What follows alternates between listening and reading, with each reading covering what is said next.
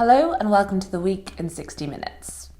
Brought to you by SpectatorTV and broadcast on Thursday, 5th of May. I'm Katy Balls, the Spectator's Deputy Political Editor and your host this week. On this week's show. In the Spectator's cover story this week, James Forsyth writes that Boris Johnson is planning a new Brexit clash over the Northern Ireland Protocol. We'll speak to James and the former Brexit Minister David Frost. Russia's May Victory Parade, celebrating victory over Nazi Germany in World War II, is on Monday. There's been speculation that Putin might use it to launch a mass mobilisation of the Russian people, or expand their invasion into another neighbouring country. Peter Hitchens will be on the show with Mike Martin. A draft Supreme Court opinion, which would overturn Roe v. Wade, the historic judgment that gave nationwide abortion rights to women in the United States, was leaked this week. If Roe v. Wade is overturned, what will it mean for American politics? I'll speak to Freddy Gray. And finally, Sam Leith asked in a piece for the Spectator's website whether MPs should really have phones in the Commons chamber, after Tory MP Neil Parish admitted to watching porn during a debate. Sam will be on to discuss this alongside Isabel Hardman.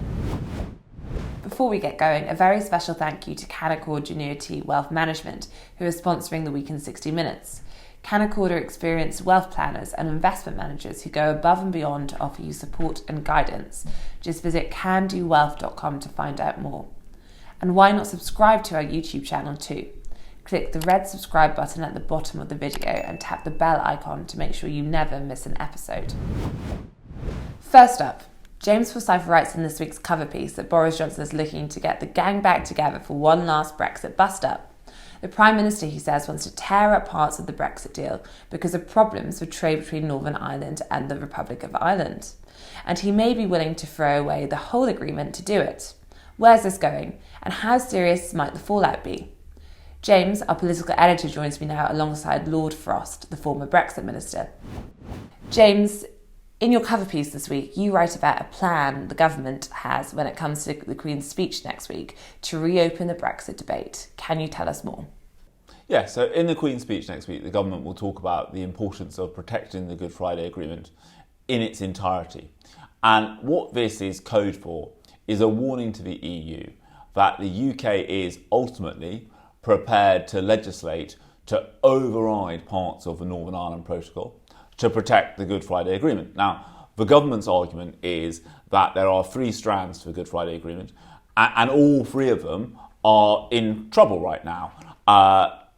The DUP pulled out of the devolved power-sharing executive in February and have been very clear that they won't go back into it until their concerns about the protocol have been addressed.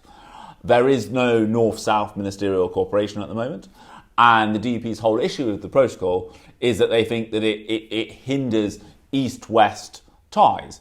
And so the government will say that it is prepared to do this. Ministers are increasingly convinced that this would be legal under international law because they argue that they are merely moving to protect the pre-existing international agreement, Good Friday, and so that gives them legal cover to do what they want. Now, I think the big question here is whether it ever comes to legislation or not. This isn't the first time that Boris Johnson has tried to use domestic legislation to shift the EU's negotiating position. Think back to the internal market bill. And I think what the UK government is saying is to the EU, you've got one last chance to come to the table and move beyond the kind of very technical negotiation about the protocol to a broader one about how it should work. And if you won't do that, the UK is prepared to take matters into its own hands. David, you obviously led on this, and as well as being the lead Brexit negotiator, were in charge of the protocol before leaving government. What did you make on hearing about this plan? Was that something you were aware of, was in the making before you left? So I think it is a sensible plan. I think the protocol it was a delicately balanced instrument created in very difficult circumstances. It hasn't had good handling since we left the EU and the transition period. I think the Good Friday Agreement is on life support now, really, and I don't see that the government has got any other choice other than to act itself. Now, I agree with James that I think it would still be much better if we could agree a revised set of arrangements with the EU. And I still find it slightly surprising the EU won't do this when it seems very obviously in the wider interest. So I think it's right, if that's the government's plan, to give it another go. But they can't take very long about it. It really does have to be a kind of ultimatum. And if not, I think the government's got no other choice than to act. It's obvious the protocol's got to change or be replaced. The only question is how we get there. James, why are the talks going nowhere? You say in your cover piece that Liz Truss has brought a new approach to it in terms of tone, perhaps being softer in her approach and less confrontational than her predecessor, who is also in this conversation. But yet that doesn't seem to be bringing any new response from the EU whatsoever. Yes, as one figure on the British side said to me after Liz Truss took over, the atmosphere in the room keeps getting better, but we're not getting any further forward. I think the problem is that the EU, the protocol was meant to do two things. It was meant to protect the Good Friday Agreement and the integrity of the single market. I think, frankly, the problem is that for most EU member states, the protecting the integrity of the single market is the more important of those two priorities. And that leads to some very legalistic approaches to enforcement that I think that go beyond what is required. For example, we haven't had the protocol fully enforced in the last 2 years. There have been grace periods. I don't think you could say that the integrity of the single market has been destroyed by those grace periods. So why not make them permanent? That would be, I think, a decent basis on which to start a new discussion. And I think the other issue is, what the EU worries about is not the situation now where UK and EU regulations are still pretty much aligned, but what happens in 10, 20 years' time when there's been more divergence. Could this open border on the island of Ireland become a kind of backdoor into the single market? I personally think that this risk has been exaggerated. As you've seen during the grace periods, we haven't seen lots of goods flowing into the Republic from the north as contraband. That's not the case. I also think you look at things like, for example, the fact that if the government decided to remove VAT from domestic energy bills, that couldn't apply in Northern Ireland because of the protocol. It's hard to think that allowing people's home heating bills to not have sales tax on them in Northern Ireland is a threat to the integrity of a single market. David, what do you make of Liz Truss's performance so far? So I think she's done a good job. I think she's picked it up and basically pushed the same things that I was pushing, as far as I can see. And obviously her style's been a bit different to mine, but in the end, negotiations are not about style or warm feelings. They're about interests, and you have to be absolutely clear about what your interests are and be clear about what will work for you and what won't. And the brutal reality is that the EU have never put anything on the table that adequately responds to what we put on the table as a reform proposal last year. They've tinkered around the edges. They've never really grappled with the complexity of the problems that have now emerged. And everyone can see that, and that's one of the reasons why we're in the current position. Of course they can say, what we have we hold. You agreed this, stick to it. But you have to look at the real world, and the real world is that things are deteriorating fast. And unfortunately, the EU is not generally a nimble negotiator. They tend to take positions and stick to it, and that's what we've seen. That has got to change, and it is very difficult to push the EU into changing positions. One of the things that you often have to do is raise the stakes. And perhaps this is what the government is trying to do with these latest proposals. Now, we know the EU position is effectively to say, well, it's you guys who agreed to this, you signed this, and we don't want to retrospectively change something, which both sides agreed to. So, James, if we go along with this idea that the EU will not budge and the government go through with this plan, what can we expect in terms of the next steps and potential retaliation? So I think the EU's plan is to say very little after the Queen's speech. I think the EU's view is that words in the Queen's speech don't necessarily amount to action, And also there is a view on the EU side that that Boris Johnson would like a fight with the EU right now because of his domestic political situation, and so they're not going to give him one. I think things change if the bill is actually introduced into Parliament. I think at that point the EU will unfreeze the legal proceedings against the UK for not having enforced the protocol. And I also think it will be made clear that the UK will not be allowed to join Horizon, the EU scientific research programme. I think if the bill was to then proceed through Parliament and become law, then I think the EU would, the EU side would want to say that the kind of nuclear option of directly targeting British products, tariffs on politically sensitive goods and the like, that would come into play. Now, I think that the question is, some on the British side think that in the current geopolitical circumstances, there will be more voices than previously kind of urging restraint on the EU side, saying, look, we don't want to get into a trade war at this moment in time, given everything that is happening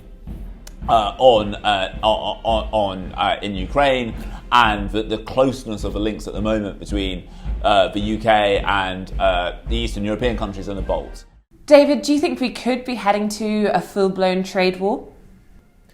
Well, I mean, just for a moment on the domestic politics of this, I think there obviously is a Brexit coalition that has supported Boris Johnson, taken him to this place, pushed through Brexit and so on within the parliamentary party and beyond. I don't think you can necessarily extrapolate from that and say that Boris Johnson welcomes a massive argument with the EU with all the risks that go with it, particularly when it's over Northern Ireland. I think it's something that he feels he has to do. We're pushed into a position where there's no real alternative, and fundamentals like the sovereignty of the country are at stake. I don't think it's a political tactic. I think it's sort of something that's fundamentally important. So I do think that needs to be kept in mind as well. And one of the things the EU have often done is misinterpret as political tactics things which are actually fundamental to the world view and things that we want to get done. On the question of retaliation, is obviously possible. I think it would be extraordinary if the EU were to retaliate in a major way in the trade area while current events are going on. I think it would be a massive weakening of the West generally, and for that reason I don't think they're going to. I think we probably will see some measures if the government pushes this through, but honestly I wonder whether the heart is going to be there in every member state to do this and push through when Britain is such a leading player in the coalition and in a conflict that, let's face it, could go on for some time yet. Now, James, David just touched on the political implications, and obviously been the case that this is not just Boris Johnson doing it for his own political safety. But could you perhaps explain to viewers why there could be some self-interest here in terms of what it means for Boris Johnson's position? I mean, we're talking on Thursday ahead of the local election results, but given Partygate and local elections, Sugo report, everyone expects the Prime Minister to be in for a bumpy few weeks. So is the idea that this could play to his right flank? Yeah, there are certainly Brexiteer Tory MPs who are frustrated with Boris Johnson, but they stay their hand against him because they say, look, we don't think that any of his potential successors would be prepared to see this issue through, to take the risks that are involved in this kind of brinksmanship. So I think there is. I'm not saying it is the driving factor, but there is clearly an element of domestic politics, domestic party politics, party management involved here too. I think that the biggest thing is that it is very hard to see, if not impossible, how you can get the power sharing executive in Northern Ireland up and running without changes to the protocol. But I think that you can see, though, that Boris Johnson politically has always been at his strongest when he has managed to kind of rally the forces of Leave to him, both within and without the Tory party. And just on that, James, then I'll come to David on this, before we talk about the legality and those who will be friends to the UK and those who will not, if the government goes ahead. Do you think that this would rally Brexit voters, not just Brexit MPs? Because ultimately, if it does end up in this worst case scenario where the EU has to go ahead with it, the EU retaliates, and you start to see significant disruption to trade, lots of people could start to think, well, Brexit actually isn't done, despite the Prime Minister telling us it was, and it was going to be.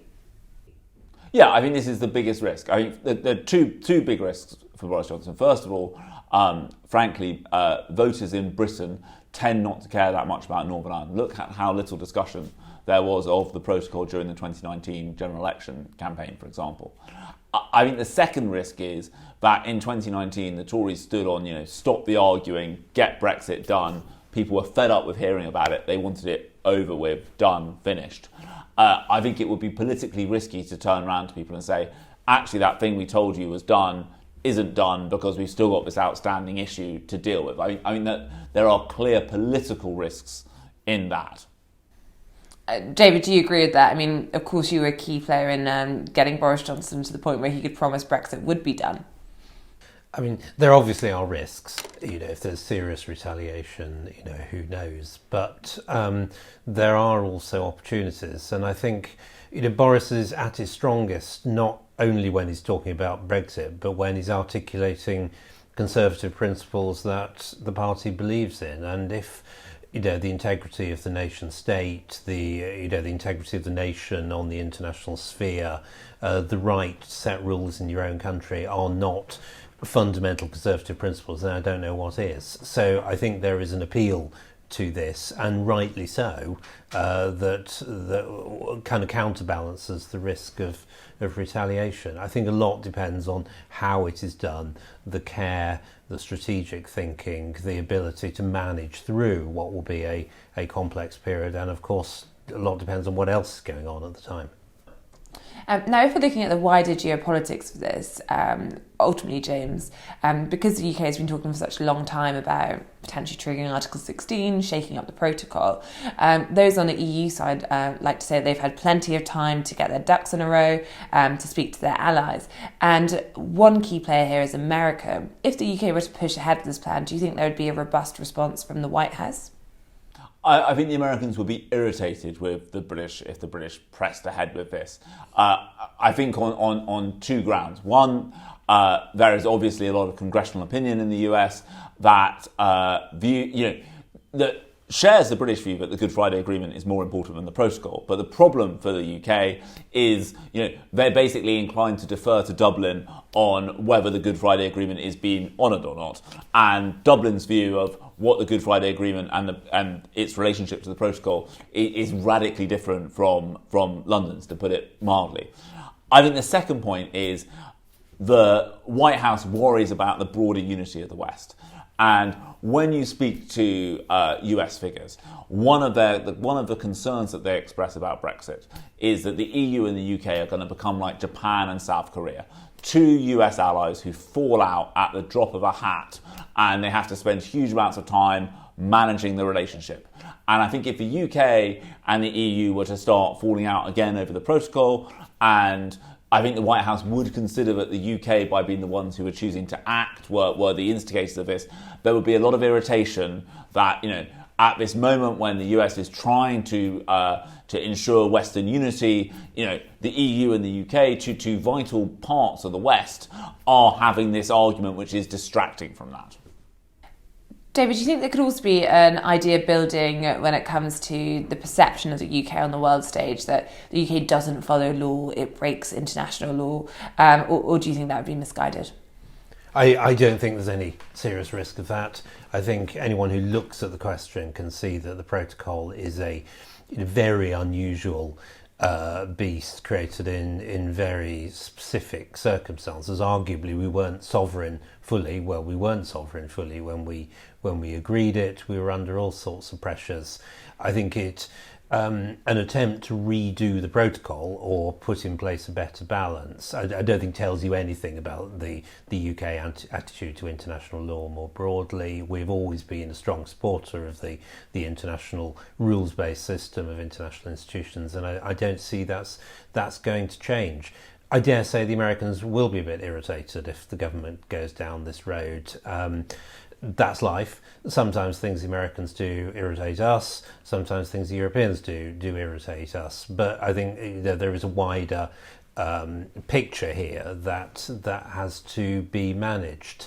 I think that Japan, South Korea, and Algeria only takes you so far. The difficulty that we have in UK-EU relationships is the protocol.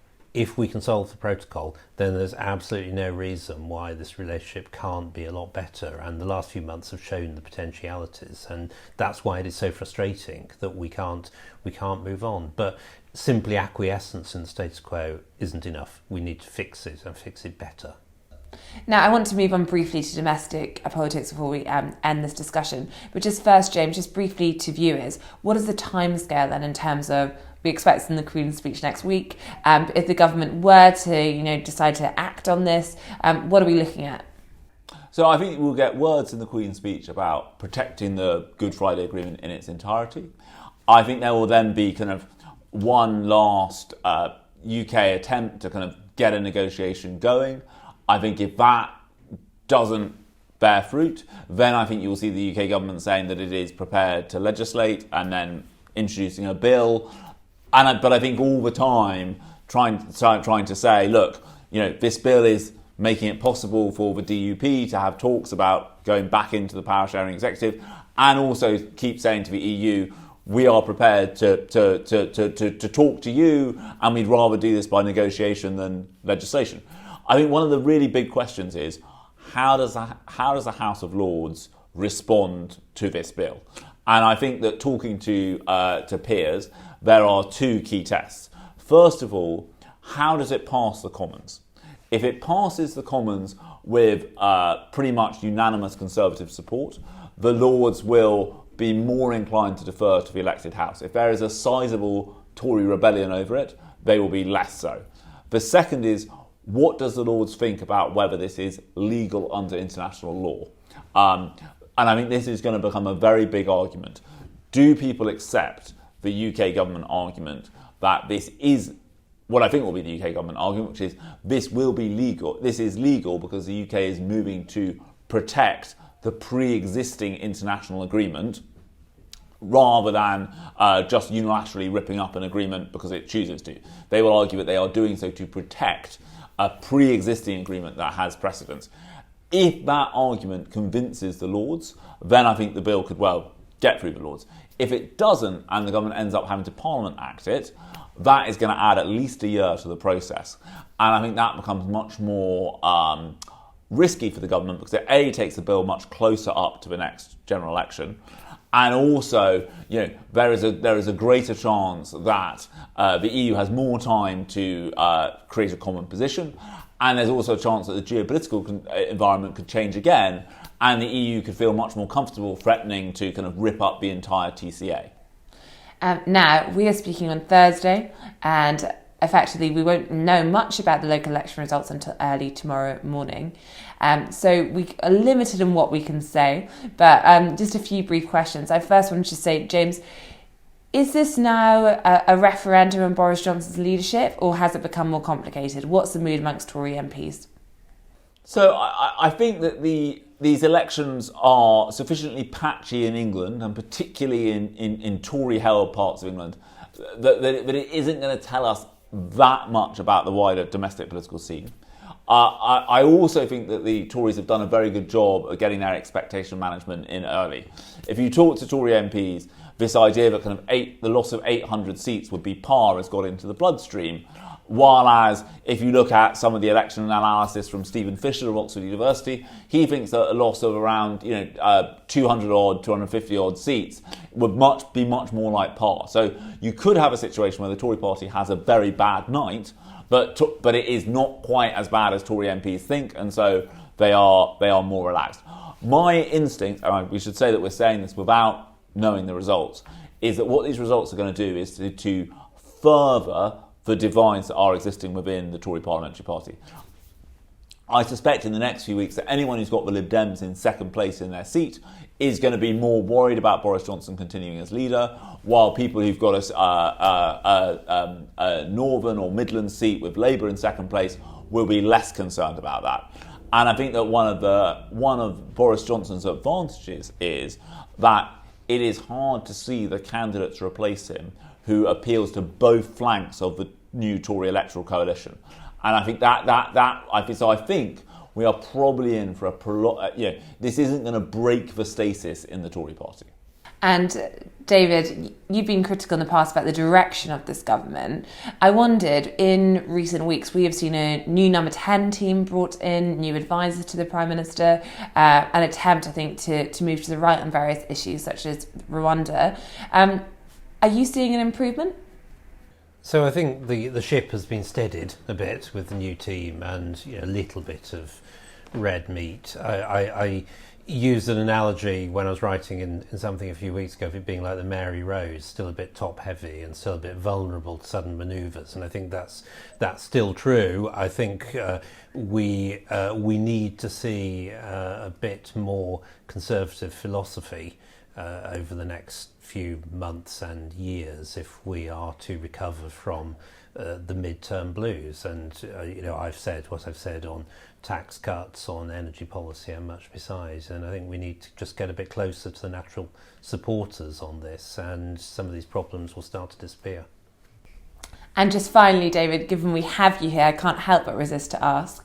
There are rumours abound, reports that you could be lined up for the vacant seat left by Neil Parish, who had to quit the Commons. Could you be tempted with a route to being an MP? Well, I thought you might ask that. Look, I only just left government, and I left it, because I didn't agree with various things that are being done, and that's still true. There's a lot of speculation around, but I haven't really got anything to say on this subject at the moment. And when I do, I'm sure the Spectator will be the first to know. Great. Well, we'll rebook. We'll hold you to that. Thank you, David. Thank you, James. On Monday, Russia will hold its annual celebration of victory over Nazi Germany. There's been speculation in the media that Vladimir Putin might use the occasion to expand the war effort, either to enlist more troops or to perhaps even invade Moldova, which neighbours Ukraine. Is this likely? How much can we really know? What is the latest of Russia's invasion into eastern Ukraine?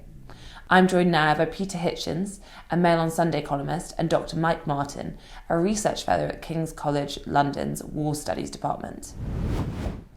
Mike, Peter, thank you for joining us on Spectator TV today.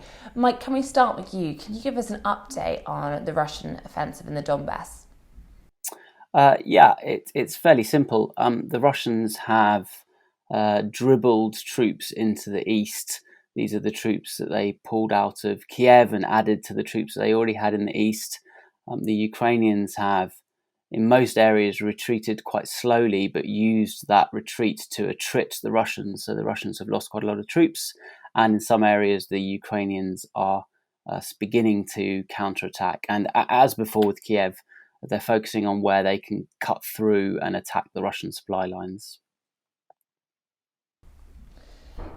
And Peter, in the media, there's been a big focus on Ukraine doing better than many expected, particularly if you look at the initial invasion, when lots of people say, Ukraine will be taken X many days. But are we starting to see signs in a way of Russia digging in and slowly making some progress? Well, I've been trying to track down these claims that Ukraine was going to be taken in a few days, and I have to say I've been unable to find them. In fact, I've always been in difficulty with this war and invasion, and not really being able to know for certain what the Russian intentions are.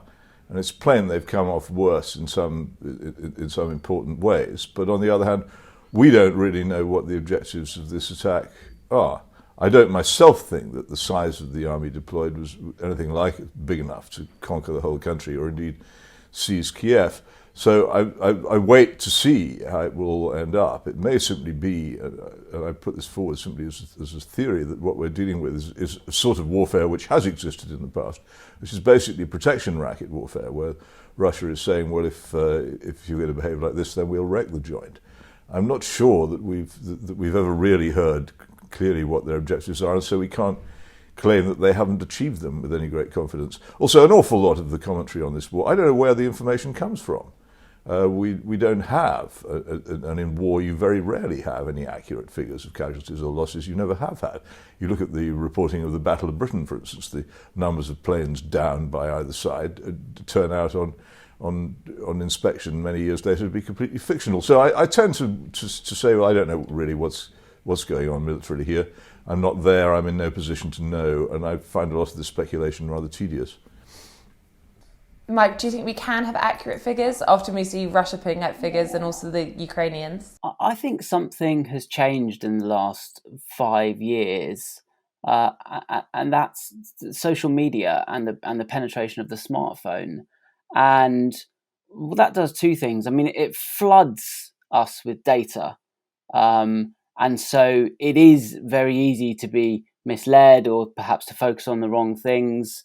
But I think in the hands of a skilled analyst or someone who's able to discern a pattern in that data, Twitter particularly, and Twitter basically mirrors what you see on other things like TikTok and so on and so forth, actually enables us to derive quite a good picture of what's going on. In fact, I would argue that now, if you really want to know what's going on in a conflict as it's unfolding, the best place to go for it is Twitter, and try to follow some people who sit in that objective analyst position as far as you can, rather than the mainstream media, because the mainstream media have got correspondents in this city and that city, and they'll give us good pinpricks about what's going on, but it's very hard to get a good strategic view. So actually, I would argue, we saw this with Afghanistan last year and Ukraine this year.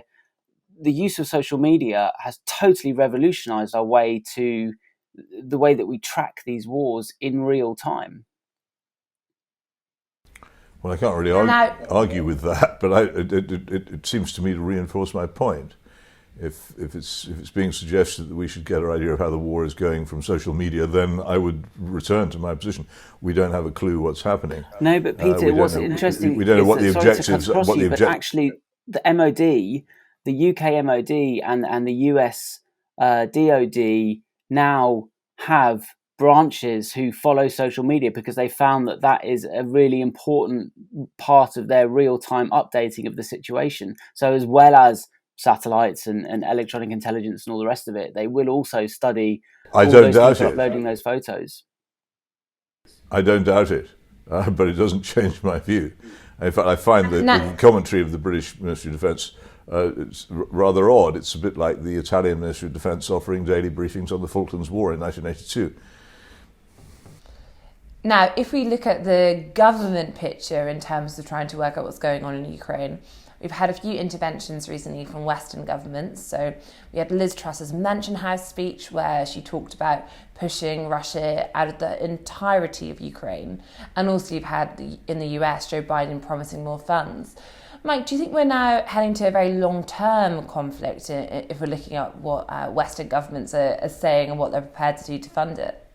So if we just take those two statements at face value, pushing the Russians out of Ukraine and this large amount of money from the Americans, actually I think that they've announced those statements for the very reason that they want to bring the conflict to a swifter conclusion than perhaps they might have been aiming to hitherto. Actually, the Ukrainians for a long time have had as their goal the idea of pushing the Russians out of Ukraine to its sovereign territory, so its pre-2014 borders. It's actually the West that's catching up with that. For a long time, we spoke about, punishing Russia or making sure that Russia loses for these sort of very woolly strategic aims. And I welcome actually a bit more of a well-defined strategic aim for the West. And I think that once you've set that aim and then the resources, which is obviously the 33 billion, never mind that most of that's going to go to Western armaments firms. But the setting of an aim plus resources is how you do strategy. And I think that actually that is what is going to foreclose the war much quicker. And I think we will see within a few weeks, we'll see things in Donbass turning. and I think within a few months we'll start to see reverses elsewhere in the battlefield. Liz Truss's claim that this is going to last for 10 years, I think, is completely wrong. Peter, what did you make of Liz Truss's comments? Well, I'm afraid I've never been entirely sure that Liz Truss knows where Ukraine is. In fact, she rather demonstrated that she didn't on her final trip to Moscow.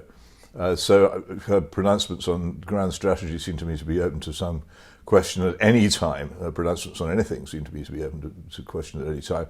So I'll leave that to one side. But I do think there's a strong suggestion here that there is a desire. If I were directing Western strategy, then I would definitely be aiming to maintain an almost indefinite proxy war in which Ukraine continues to be the seat of battle, aided in many and various ways by the Western countries, short of actual open uniformed intervention, in a way which will do serious economic, political and military damage to Russia in such a way that it will be deterred for the foreseeable future from any similar action, and quite possibly that if it fails badly enough, you'll achieve regime change. I mean, I'm not directing that strategy. These aren't my desires. None of these things are things I want.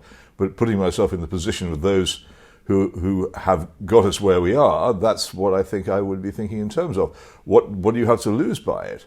The only dangers come if the war widens out of Ukraine, and if other nations and NATO nations become directly involved in such a way that Russia can't ignore it anymore. And if Russia can't ignore it anymore, then Russia may start taking actions beyond the limits of Ukraine, and then the terrible possibility of a widened war going out into the rest of Eastern Europe, even further than that, are there. So, but as long as you keep it at this level of just constantly driving a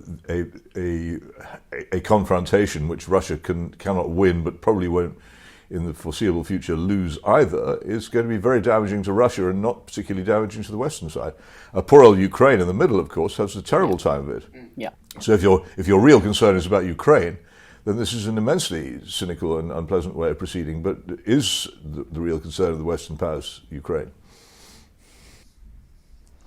Mike, can you talk us through the relevance of the May Victory Parade? So May the 9th is when Russia, and before that the Soviet Union, celebrates victory over Nazi Germany. In Europe we celebrate it a day earlier. And every year there's, I can't really overstate the importance of the defeat of Nazi Germany in the mindset, the mythology, if you like, of Russia and the Soviet Union, a bit like the Battle of Britain and their finest hour, that kind of stuff for the Brits. Every year they have a parade of military equipment through Moscow. And so there's a lot of speculation about, firstly, during the whole of April, we had a lot of speculation about whether Putin was ordering his generals to achieve some sort of victory by that point, so he could declare, well done, guys, the sort of mission accomplished, we've done it all, well done, our brave troops.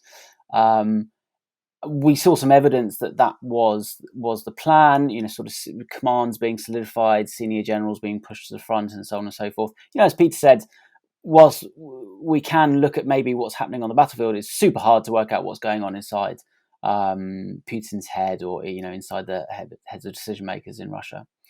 And since it's become clear that actually there isn't going to be any discernible victory by May the 9th, in fact, possibly quite the opposite, there's been more speculation about whether Putin's going to announce some sort of general mobilization. Your viewers will recall that this has been defined as a special military operation so far, some way short of a general war.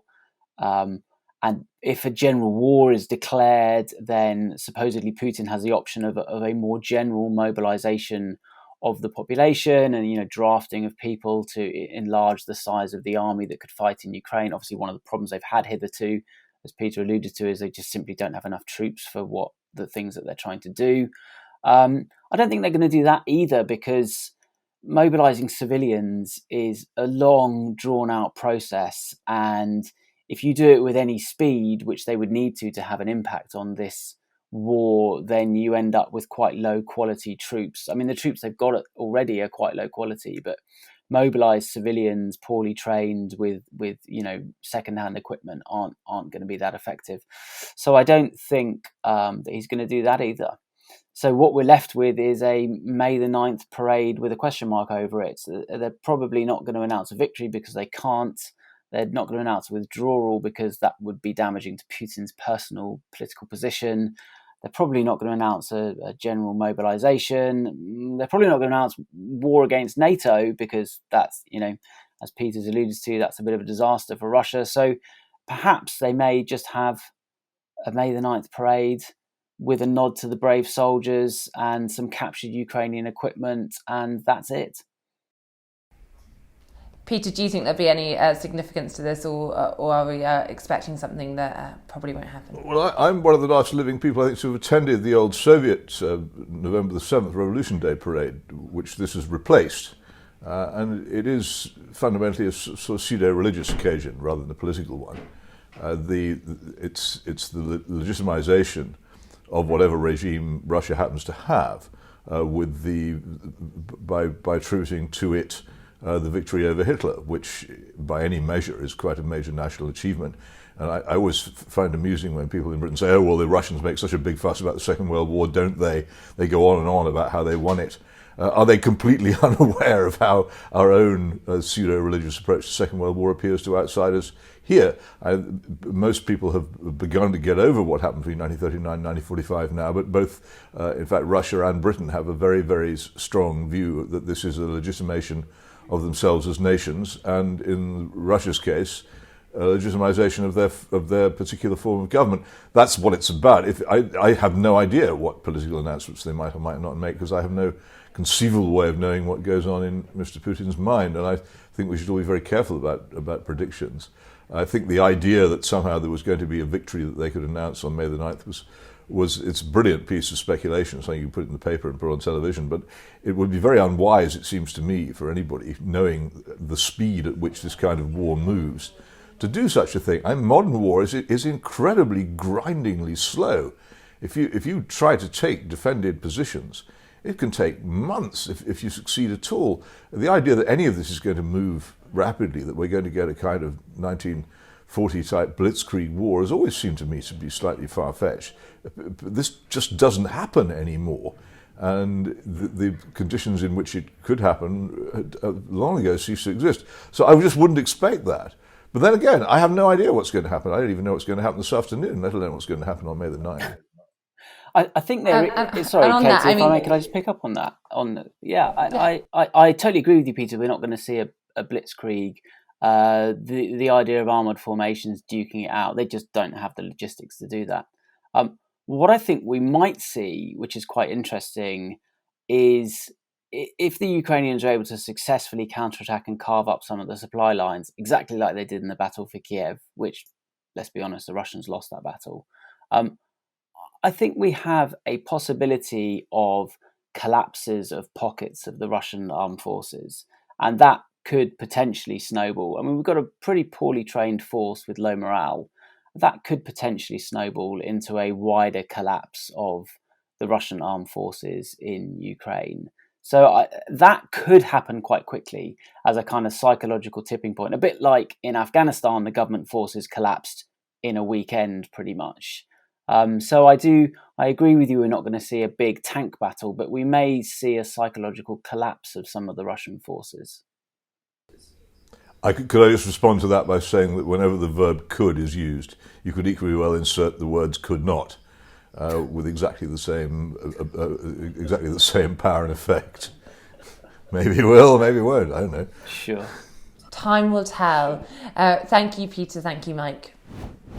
A draft Supreme Court opinion was leaked earlier this week, which would appear to overturn the historic case of Roe versus Wade, a case that gave nationwide abortion rights to women in America. Joe Biden has since said that he wants to bring in domestic legislation to codify the 1973 case into federal law. How significant is this, and how doable? I'm joined now by Freddy Gray, the Spectator's deputy editor.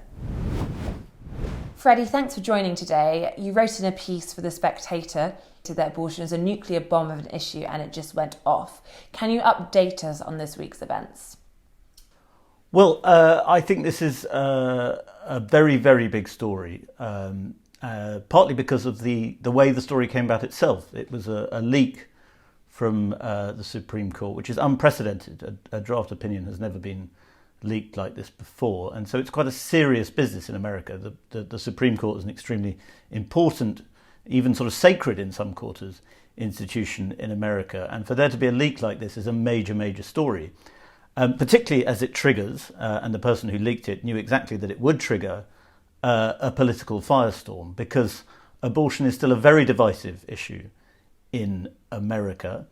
And I think even people who support Roe v. Wade, the Supreme Court decision that this draft opinion apparently will overturn, accept that it's a sort of grubby legal compromise. It doesn't quite stand up constitutionally. It's never quite worked as a legal argument. And therefore, in this document, Justice Alito, a Conservative Supreme Court justice, is saying it's time to hand it back to the elected representatives. Therefore, so hand it back to politicians to decide whether they want to legislate, create a sort of federal law for abortion or not, or whether it should be state by state, which is what a lot of Americans think it should be. This is, as we've seen already with the protests, an extremely incendiary issue. And if you think that America is sort of riven by culture wars, as it is, abortion in a way is the original culture war. It's the subject that really started tearing America apart in the 70s. And how does this play out next, Freddie? Because ultimately this is not a final judgment, there's some way to go, but there's also votes before we get there, and Joe Biden has already made this almost a campaigning issue, promising to take action on a political level. A, what does that mean politically? And two, can he really do that? Is that feasible? Well, politically, I think it's very interesting. It's obviously an opportunity for the Democrats, for all the hysteria and the wailing and gnashing of teeth that you're hearing in the last 24 or so hours. There's clearly a lot of Democrats that spy a huge opportunity here, because one of the issues that really rallies the Democratic base is abortion, and the idea that the radical right will take away women's rights. So you will hear quite a lot of Democrats talking about this as we approach the midterm elections in November, because they're facing a real drubbing, and they think this could be an issue that could sort of be a mood changer for them and could actually pull them back from the political brink. On the other hand, traditionally the Democrats have always tried to refute the idea that they are the party of abortion, because that's quite a controversial thing to be. So will they sort of position themselves as the party of abortion? It looks like they probably will, but will they box themselves into a corner in so doing? And then Freddie, if Joe Biden ultimately has some wins on this, does he have the numbers to actually bring in legislation so that even if the courts decide that they are going to change the rules, so states decide abortion rules rather than being an individual right for women, that politicians will be able to overrule that? I'm not sure he does. It's a very tight Senate. And the thinking is that Senator Manchin and Senator Collins may be not in line with the rest of the Democratic Party on this issue. So he may actually struggle to get it through, any legislation through Congress. It'll be interesting to see how that plays out. I suspect that there will be a lot of intensive pressure on the Supreme Court to change the decision. The Supreme Court will probably hold firm. And in fact, in the document, they said that in the draft opinion, Alito says that external pressures should not affect their decision on this. So I think it's going to become a very intense issue, particularly if it's overturned in the coming weeks, leading into the midterms. And just finally, if the Supreme Court go ahead, they do not change their mind on this judgment. If Joe Biden fails to have the numbers to bring in a political solution, which, as you say, lots of people are quite sceptical about his ability to do, and this change is brought through, what does that mean? Could you just explain to viewers in terms of how abortion rules would change? Would ultimately states individually decide the rules? Well, in theory, and this is still theory because lots of things could change, it would default to states' rights. So states would decide whether they allowed abortion, and state law would decide what the status of abortion was, which was the case before Roe v. Wade in 1973. So we go back to that. And obviously a lot of pro-choice, pro-abortion groups are saying that this will lead to hundreds of millions of women being denied basic health care. But then on the other side of the argument, a lot of Americans feel that this is an issue that could be decided by the states because that's the way America was set up. And do you think in that scenario we potentially see a divide between the southern states and those in the north, or is that a simple way of looking at it? I suppose generally that the southern states would tend to be more pro-life, but it's not quite that simple. I think states where you've got a large Christian population or a Mormon population, you will see a more of a pro-life bent towards the legislation. But yeah, I suppose you could do a bit of southern versus northern, but I don't think that quite applies. The map's a bit more complicated. More complicated always. Thank you, Freddie. Thank you for joining us today. And finally, Sam Leith, the Spectator's literary editor, writes for the website this week that perhaps MPs shouldn't be allowed phones in the House of Commons chamber at all. This comes after the Tory MP Neil Parish admitted to watching pornography during a debate. To make his case, Sam joins me now alongside Isabel Hardman, the Spectator's assistant editor. Sam, Isabel, thank you for joining. Sam, in your weekend column for The Spectator, you wrote that you have some sympathy for Neil Parish, the MP who admitted to watching porn in the chamber. Can you tell us why? Well, I mean, very qualified sympathy, but I sort of slightly did buy this ridiculous-sounding defence, slightly because it sounded so ridiculous. You'd think he would have thought of a more sensible line of defence if it hadn't been true, that he was actually shopping for tractors rather than looking for porn. And there is, in fact, as far as I can tell, online, there's come to be some support for this view because people have discovered there's a type of tractor called the Dominator, and that this could have led you by accident onto a pornographic website. I sort of just about bought that account of events. I mean, where my sympathy for him ran out was the fact that he was shopping for tractors while he was supposed to be in the House of Commons listening to a debate in the first place. And that's why I slightly thought that the arguments about whether pornography was or was not a kind of great social ill were to one side of the point. Isabel, did you feel much sympathy for Neil Parish when he chose to step down? Not really, no. I think, I mean, he's clearly been very unfortunate in his Googling, and I think all parents of tractor-obsessed toddlers are quaking in their boots about what they might accidentally stumble across when they think. Hadn't even thought of that angle there. I was looking for Tractor Ted on Amazon Prime, but there we go. But Sam's point about MPs on their phones in the Commons is really important because actually we ended up in a debate about whether it was right to be watching porn or not. It's obviously not right to be watching porn at work, but there was a wider debate about whether it was right to be just sort of fiddling with your phone, looking at anything in the House of Commons. You know, would it have been appropriate had he got bored and been watching Hey Dougie? No, it wouldn't have been. Would having a WhatsApp conversation with lots of other Conservative MPs about how much you hate Boris Johnson be appropriate when there are speeches going on in the House of Commons? I don't know. I mean, I have to say that as a journalist, I find MPs having their phones with them in the House of Commons very useful because I go and sit in the press gallery, see that they're there and start texting them to see what they think of the debate or just catch up with them because I know that they are at a loose end. And at least in the House of Commons chamber, you can see what they're up to, whereas in bill committees, which are supposed to scrutinise legislation line by line, MPs often sit there and write out their Christmas cards, and their researchers are coming in and out with more admin things for them to do while they're allegedly scrutinising the laws that are going to affect their constituents. So I don't think it's just an issue of a lack of attention in the House of Commons chamber. I think MPs are not so much multitasking, but ignoring the official task in hand to do something else because they have decided, possibly rightly, that a lot of what they are hearing in the Commons chamber or indeed in these bill committees is pointless. But Isabel, just on that, I mean, what are the valid reasons an MP might have their phone in the chamber? I mean, if we take away porn, if we take away even texting MPs about how you're bored, are there circumstances, for example, at Prime Minister's questions, you sometimes had a case where news has broken during the session and then MP has picked up on it and managed to ask a question in response to it. So is that a reason would PPSs have it to stay in the loop? Can you see a work reason Yeah, I mean, I think it's the same as some of us having our phones with us in work meetings as well. Politics does move incredibly fast, but I think there is possibly an honesty in what Neil Parish ended up doing, which was that he just couldn't be bothered to listen because a lot of the debate in the chamber is pointless. I mean, it's, MPs making speeches that they've been asked to make by the whips rather than what they actually believe in bill committees. No actual line-by-line scrutiny takes place of the legislation. It's all a charade, and we end up with very poorly written laws.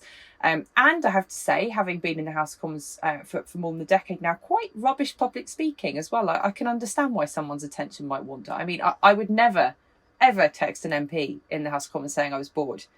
Others might do that. But I have to say that the quality of parliamentary debate is not good in this country. Sam, we just talked through some of the reasons an MP could be on their phone. I think some viewers may find more reasonable than others. Do any of them pass your test, or would you still ban phones from the chamber? Well, I'm kind of minded to say we should probably ban phones from the chamber, because also, it's on the same principle that, in my children's school, they're not allowed smartphones in class because they know that phones present a temptation, not just the temptation to look at pornography, but the temptation to play Candy Crush. I mean, all of us know that these things are precisely psychologically engineered to be more interesting than anything else around us. And I can see that maybe there's an argument, that you can do rapid rebuttal to speeches if your, PPS or whatever will send you or your SPAD will send you a text saying, what Boris has just said is a pack of lies, and here's the chapter and verse on it.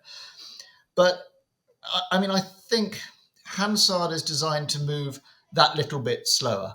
And, if we're relying on, real-time feeds of information for that sort of rebuttal, I think that's an encouragement to politicians to be underprepared, rather than sufficiently well prepared for the speeches in hand. They should be on top of that material, and corrections can and should be, and traditionally are made, by written replies and so forth. I mean, Isabel will know the mechanisms better than I do.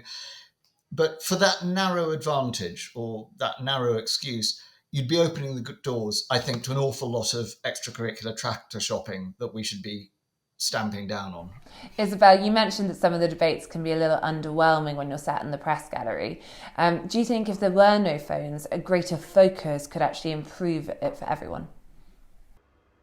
No, I think the problems are more systemic than whether or not people have got their phones with them. I think there's a lack of seriousness about legislation. The incentives in Westminster are not with scrutinising policies. They are with ensuring that you have a media profile. They're with ensuring that you're climbing the greasy pole and pleasing ministers with your wonderful speeches about how great they are, rather than pointing out the obvious design flaw in something that's going to make some of your constituents homeless, for instance. And that would be the case, and has been the case pre all of us fiddling with our mobile phones the whole time, and will continue to be the case. And I have to say, actually, one of the other things that really surprised a lot of us was that Neil Parish was able to stream anything in the House of Commons, because the reception and the Wi-Fi in there is pretty appalling, and it can actually be very difficult to do anything quickly with your phone, because your emails get held up. Often when you're covering Prime Minister's questions, it's very hard to live tweet it because the reception is so bad. So things don't move that quickly, even for those of us who want to use it well. Very heavily pixelated, kind of late 90s style pornography, maybe.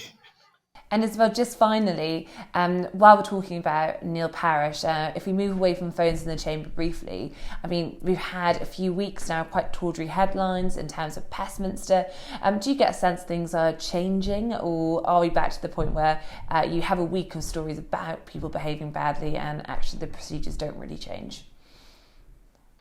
I don't get the impression from this latest row, as you say, that there is going to be a big culture shift in the correct way. We have ended up having a very tedious debate once again about whether the bars in Westminster should be closed or not. And there is a whole separate debate to be had about Westminster's drinking problem, but that's not going to make any difference, or not very much difference in my view, to the way in which women are treated in Westminster.